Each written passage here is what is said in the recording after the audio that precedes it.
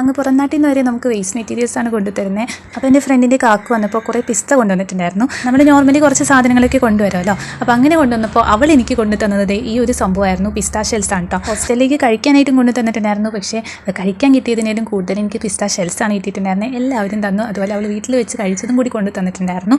പിന്നെ ഒരു cardboard piece എടുത്തിട്ടുണ്ട്, അതിന് സർക്കിൾ ഷേപ്പിലൊന്ന് കട്ട് ചെയ്തെടുത്തിട്ടുണ്ട് കേട്ടോ. ഇന്ന് നമുക്ക് സ്നേഹത്തോടെ കിട്ടിയ പിസ്ത ഷെൽസ് അതുമായിട്ട് ഒട്ടിച്ചെടുക്കാൻ പോവാണ്. അപ്പോൾ ആ കാർഡ്ബോർഡ് പീസിലായിട്ട് ആദ്യം നമ്മൾ complete black colour acrylic paint ഒന്ന് അടിച്ചെടുത്തിട്ടുണ്ടായിരുന്നു. അതിന് മുകളിലേക്കായിട്ടാണ് ഈ ഒരു രീതിയിൽ നമ്മുടെ പിസ്ത ഷെൽസ് ഒട്ടിച്ചു കൊടുക്കുന്നത് കേട്ടോ. പിന്നെ വേണമെന്നുണ്ടെങ്കിൽ നമുക്ക് പെയിന്റ് ചെയ്ത് കൊടുക്കാം. ഞാനിപ്പോൾ പെയിന്റ് ഒന്നും ചെയ്യുന്നില്ല, ഈ ഒരു രീതിയിൽ തന്നെയാണ് എടുക്കുന്നത്. ചുറ്റും ഒട്ടിച്ച് കഴിയുമ്പോൾ ഈ ഒരു രീതിയിൽ കിട്ടും കേട്ടോ. ഇനി കുറച്ച് ഫെദേഴ്സ് എടുക്കുന്നുണ്ട് ഹാങ് ചെയ്ത് കൊടുക്കാൻ വേണ്ടിയിട്ടാണ്. ശരിക്കും പറഞ്ഞാൽ ഭയങ്കര സിമ്പിൾ ആയിട്ടുള്ളൊരു ക്രാഫ്റ്റാണ്, പക്ഷേ അത് കാണാനായിട്ട് നല്ല രസമാണ് കേട്ടോ. എനിക്കിഷ്ടമായി.